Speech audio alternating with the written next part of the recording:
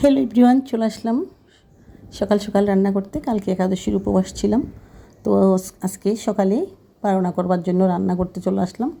আমি স্নান করে ডালগুলো সিদ্ধ দিয়ে আমি পুজোতে চলে গেলাম। এখন পুজো দিয়ে এসে ডালগুলো দেখলাম মোটামুটি সিদ্ধ হয়ে গেছে। তো আমি আজকে এগুলোতে এমন একটা জিনিস দেবো, হয়তো অনেকে হাসবেন, আবার অনেকে হয়তো হাসবেন না। তো এগুলো হচ্ছে যে তরমুজের খোসা, মানে লাল অংশটা খাওয়ার পরে এই মোটা যে নিচের অংশটা থাকে সেটাকে আমি ভালো করে ছিলে মানে টুকরো টুকরো করে নিয়েছি, আর একটু করে মূলো আছে সাথে। তো এগুলো ডাল দিয়ে আমি নিরামিষ রান্না করতেছি। এখন হচ্ছে আমি এই লবণ, মরিচের গুঁড়া, হলুদের গুঁড়া, ধনিয়ার গুঁড়া, জিরার গুঁড়া সবগুলো একসাথে দিয়ে দিলাম।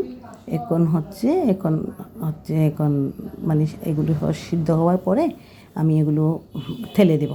তো এগুলো হচ্ছে আমি টমেটো কেটে নিয়েছি, ধনিয়া পাতা, মরিচ, তারপরে আদা, এগুলো সব জায়গায় করে রেখেছি, একটার পর একটা মানে স্টেপ বাই স্টেপ মানে দেওয়া হবে। তো এখানে ওই যে ডাটাগুলো দেখা যাচ্ছে ওগুলো হচ্ছে ধনিয়া পাতার ডাটা, মানে অনেক মোটা মোটা ডাটাগুলো।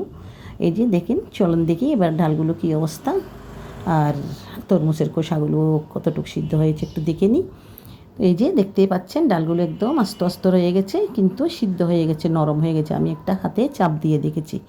তো ওইগুলো সবজিগুলো মানে সিদ্ধ হয়ে গেছে। এখন আমি দিয়ে দিব টমেটোগুলো। এগুলো হচ্ছে আমার গাছের টমেটো, মানে ছিঁড়ে এনেছিলাম ওই যে তখন। এগুলো অনেক টেস্টি টমেটোগুলো, বাজারের টমেটোর চাইতে অনেক টেস্টি, কেন জানি না, আমার মানে আলাদা একটা স্বাদ লাগে। তো দিয়ে দিলাম ওই যে কাঁচামরিচ আর হচ্ছে ধনিয়া পাতার ডাঁটাগুলো। এখন এগুলো সহ দিয়ে আর একটু করে সিদ্ধ করব। সিদ্ধ করে আমি পাঁচফোড়ন দিয়ে এগুলো হচ্ছে তেলে দেবো, মানে সংবাদ দেব। কেউ বাগার বলে, কেউ সংবাদ বলে, কেউ তেলে বলে। আমরা এমনি সচরাচর তেলে দেওয়া বলি, তাই তেলে দেওয়াই বললাম আমি। আসলে আমি ভিডিও আপনাদেরকে দেখানোর জন্য কোনো এক্সট্রা কোনো কিছু ইউজ করি না। যেটা আমি সচরাচর ঘরের মধ্যে রান্না করা হয়, ঘরের মধ্যে যেটা আমি যেভাবে রান্না করি ওটাই দেখাই। এক্সট্রা কোনো অর্ডিনারি আমি এখানে সেট করি না। তো আমি এখন ডালগুলো ঢেলে নিয়ে ওখানে কড়াইয়ের মধ্যে তেল দিয়ে দিলাম, সরিষার তেল, দুটো শুকনো মরিচ দিয়ে দিলাম, তারপরে দিয়ে দিলাম হচ্ছে পাঁচফোড়ন। এগুলো একটু নেড়ে ছেড়ে ভেজে নেব। তারপরে আমি এখানে দিয়ে দেব আদা পেস্ট। আদাগুলো কাঁচা না দিয়ে নিরামিষ তরকারিতে এভাবে তেলের মধ্যে যদি একটু ভেজে দেওয়া হয় তাহলে অনেক ভালো সুগন্ধি আসে।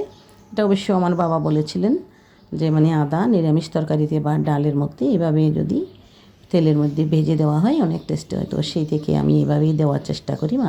মাঝে মাঝে হয়তো কাঁচা দিয়ে দিই তরকারিতে, কাঁচা মানে সিদ্ধ করার সময় দিয়ে দিই, কিন্তু এমনি একটু সময় যদি হাতে থাকে আমি এভাবেই করি।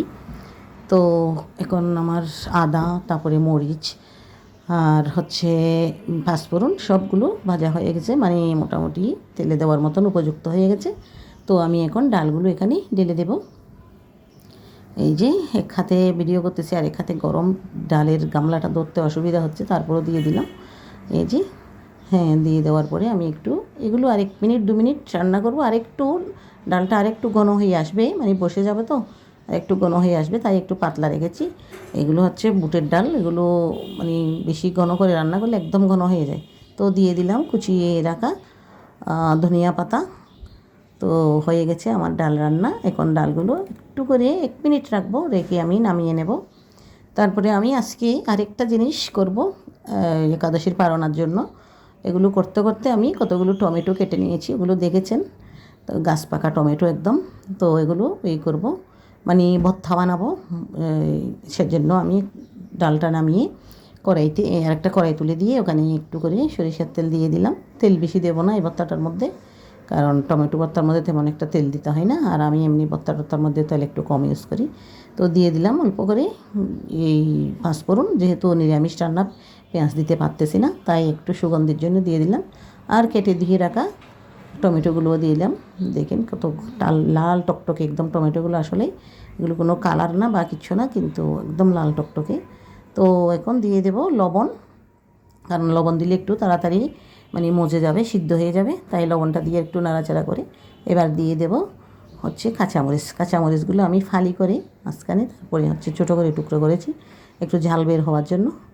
তো নিরামিষ ভাত খাবো, তো একটু ঝাল ঝাল হলে মানে ভালো লাগবে খেতে। তো দিয়ে দিলাম, দেখতে পাচ্ছেন কত সুন্দর লাগতেছে। তো তো এখন আমি এগুলো ঢাকা দেবো না, ঢাকা দিলে কালার নষ্ট হয়ে যায়, তাই আমি ঢাকাটা কম ইউজ করি, দাঁড়িয়ে মানে আস্তে আস্তে রান্না করি। তো এখন হয়ে গেছে, দেখতেই পাচ্ছেন একদম মাখা মাখা হয়ে গেছে। আরও একটু মানে আরেকটু পানি শুকিয়ে যাবে, একটা সেন্ট বের হয়ে গেছে, মানে বোঝা যাচ্ছে একদম পারফেক্ট হয়ে গেছে।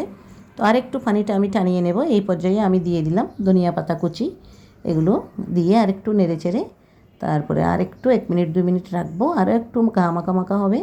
মানে এইটা টমেটোর চাটনিটা যদি এরকম করে মানে একটু টানা টানা করে করা হয়, একদম একটা আলাদা একটা সেন্ট বের হয় যখন আসলে পারফেক্ট মানে একদম প্রপারলি যখন হয়ে যাবে, তখন একদম একটা সেন্ট হবে। তো এই যে আমার টমেটো চাটনি হয়ে গেছে, দেখতেই পাচ্ছেন অনেক সুন্দর হয়েছে, তেল উঠে আসছে, মানে এখন ইচ্ছে করতেছে একদম খেয়ে ফেলি। তো ওইগুলো নিয়ে নামিয়ে রাখলাম, নামিয়ে রাখবো একটু পরে, রাখিনি এখনও। তো আর একটু মানে করতেছি আমি পানিটা আর একটু শুকিয়ে যাওয়ার জন্য। তো এখন নামিয়ে নিলাম। তো আমি ওদিকে চাল ধুয়ে ডেক্সির মধ্যে রেখেছিলাম, চালগুলো বসাই দিলাম, তরকারি হয়ে গেছে। ভাতগুলো হলেই আমি পারনা করতে বসে যাব। তো আবার ওদিকে আমার আশ্রমের মধ্যে পুজো হচ্ছে, মানে পুজোটা শেষ হওয়ার পরেই বসবো পারনা করতে। তো ভাতগুলো হতে হতে আমি আপনাদের সাথে ভিডিওটা শেয়ার করলাম, কারণ পরবর্তীতে বিভিন্ন কাজে মানে ব্যস্ত হয়ে যাব, দেওয়া হবে না। ধন্যবাদ সবাইকে এতক্ষণ পর্যন্ত সাথে থাকার জন্য। ভালো লাগলে একটু লাইক কমেন্ট করবেন। নমস্কার সবাইকে, আবার পরবর্তী কোনো ভিডিও নিয়ে দেখা হবে।